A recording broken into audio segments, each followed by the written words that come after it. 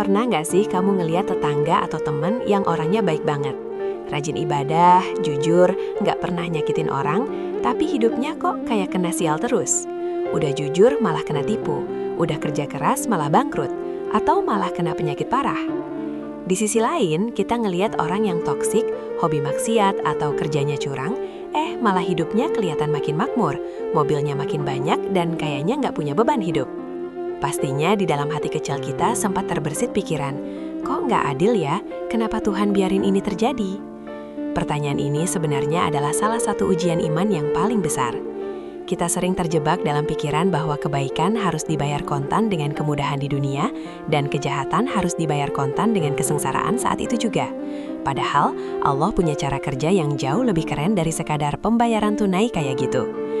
Video ini bakal bahas tuntas kenapa Allah membiarkan orang baik mengalami kesulitan. Kita nggak bakal pakai bahasa yang berat-berat, kita obrolin santai aja sambil ngopi.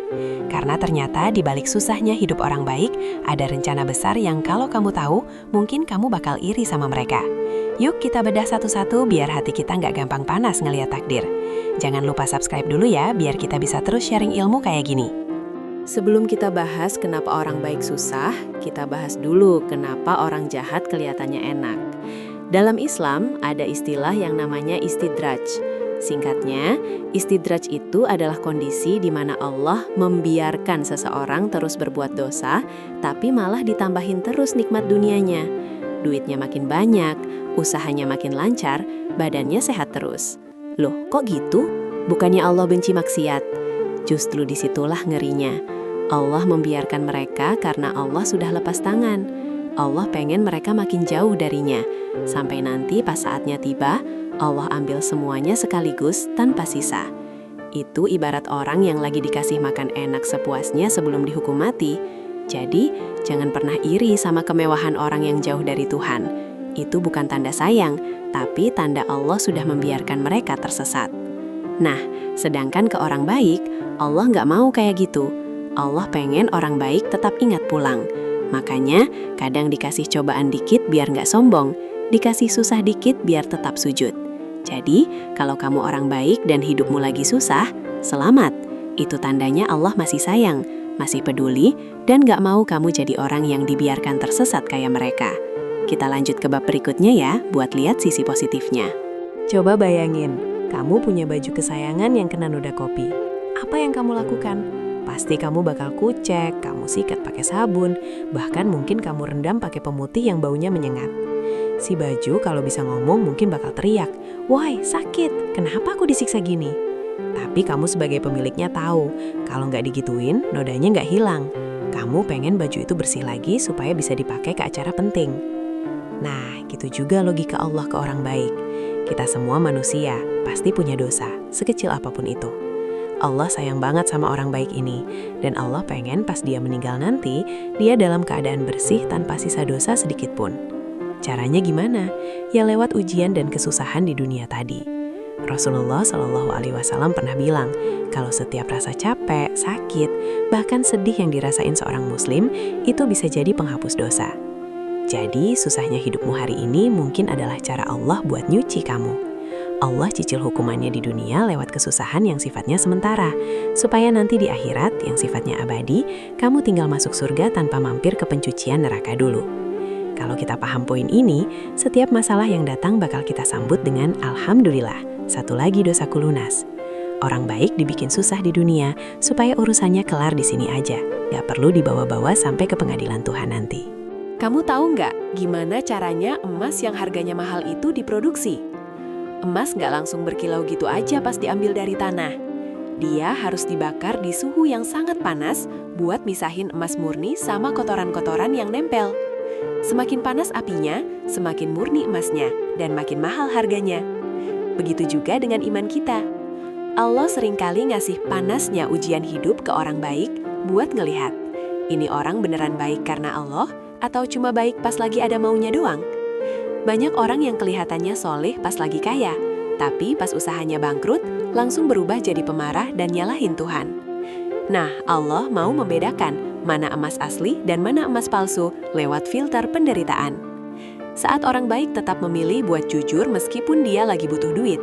Saat orang baik tetap sholat meskipun hatinya lagi hancur, disitulah kualitas imannya naik kelas.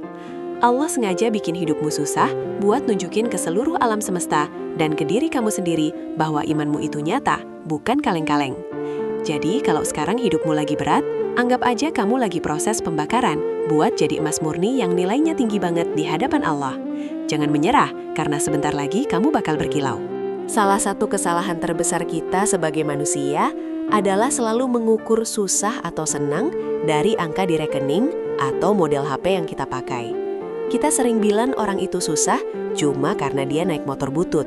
Padahal, definisi rezeki dalam Islam itu luas banget, seluas samudra.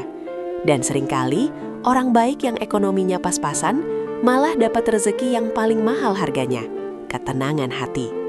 Pernah nggak kamu lihat orang kaya raya yang tiap malam harus minum obat tidur karena kepalanya mau pecah mikirin saingan bisnis?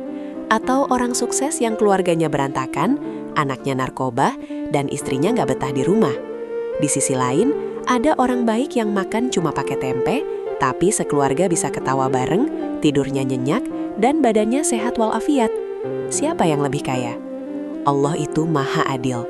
Kalau Allah kurangi jatah rezeki duniamu, duit, biasanya Allah bakal kasih kompensasi di tempat lain. Bisa jadi lewat kesehatan, lewat anak-anak yang soleh, atau lewat rasa cukup, qanaah, yang bikin kamu ngerasa tenang terus. Orang jahat mungkin dapat banyak, tapi nggak dapat berkah. Orang baik mungkin dapat dikit, tapi berkahnya bikin semua urusan jadi cukup. Jadi, berhenti bandingin dompetmu sama dompet orang zolim. Coba bandingin kualitas tidurmu sama mereka. Pasti beda jauh.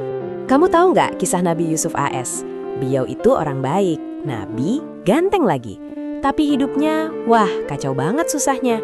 Dibuang ke sumur sama saudaranya sendiri, dijual jadi budak, difitnah mau ngelecehin istri majikan, sampai dipenjara bertahun-tahun padahal nggak salah apa-apa.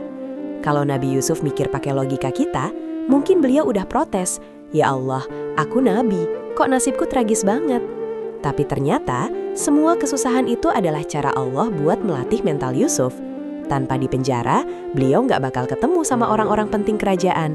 Tanpa dibuang ke sumur, beliau nggak bakal sampai ke Mesir. Ujung-ujungnya, Nabi Yusuf jadi bendahara negara yang sangat berkuasa dan menyelamatkan jutaan orang dari kelaparan. Allah bikin beliau susah dulu buat nyiapin kapasitas mentalnya. Mungkin sekarang kamu lagi dikasih susah, karena Allah lagi nyiapin kamu buat tanggung jawab yang lebih besar. Mungkin kamu lagi disekolahin sama takdir, biar nanti pas kamu sukses, kamu jadi orang kaya yang punya empati, bukan orang kaya yang sombong karena nggak pernah ngerasain susah. Allah nggak bakal ngasih amanah besar ke orang yang mentalnya belum teruji. Jadi, nikmati aja proses pelatihan ini. Kamu nggak lagi dihukum, kamu lagi disekolahkan sama Tuhan. Ada satu keuntungan jadi orang baik yang lagi susah. Doamu itu sakti banget. Rasulullah Shallallahu Alaihi Wasallam pernah bilang, kalau doa orang yang lagi terzolimi atau lagi dalam kesulitan, itu nggak ada penghalangnya sama Allah. Itu kayak kamu punya jalur VVIP atau jalur tol langsung ke Arsy. Allah dengerin banget curhatan orang-orang yang lagi patah hati dan ngerasa nggak punya siapa-siapa selain Dia.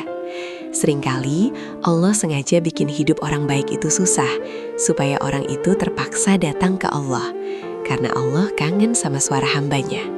Allah pengen denger kamu nangis di sujud malam. Allah pengen denger kamu nyebut namanya dengan penuh harap. Kalau kamu dikasih senang terus, mungkin kamu bakal sibuk sama duniamu dan lupa curhat sama Allah. Jadi, kesusahanmu itu sebenarnya adalah undangan eksklusif dari Allah buat ngobrol lebih dekat. Saat kamu merasa dunia menutup pintunya buat kamu, itu artinya Allah lagi buka pintunya lebar-lebar khusus buat kamu. Jangan sia-siain jalur VVIP ini. Mumpung lagi susah, minta apa aja. Minta kekuatan, minta solusi, minta surga.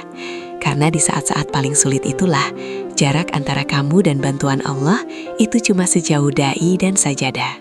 Sahabat, sebagai penutup, aku cuma mau bilang, tetaplah jadi orang baik. Jangan pernah berubah jadi jahat, curang, atau sombong cuma karena kamu ngelihat orang jahat kelihatannya lebih sukses. Ingat, dunia ini cuma panggung sandiwara yang durasinya sebentar banget. Apa gunanya menang di panggung sandiwara kalau nanti pas pulang kita malah celaka. Kesusahan bagi orang baik adalah cara Allah buat nyatain cintanya. Itu adalah proses pembersihan dosa, peningkatan derajat, dan pelatihan mental. Kamu nggak perlu iri sama mereka yang kaya lewat jalan pintas, karena mereka lagi lari kencang menuju jurang yang nggak mereka sadari. Sedangkan kamu, meskipun jalannya nanjak dan terjal, kamu lagi jalan menuju puncak yang pemandangannya luar biasa indah. Terima kasih udah nyimak obrolan ini sampai habis. Kalau kamu lagi ngerasa susah hari ini, ingat kamu nggak sendirian. Allah ada dan Dia lagi merhatiin setiap langkahmu dengan penuh kasih sayang. Jangan lupa like, share video ini ke teman kamu yang mungkin lagi down, dan tulis di kolom komentar, aku akan tetap jadi orang baik. Sampai ketemu di konten selanjutnya, tetap semangat dan tetap solih. Wassalamualaikum.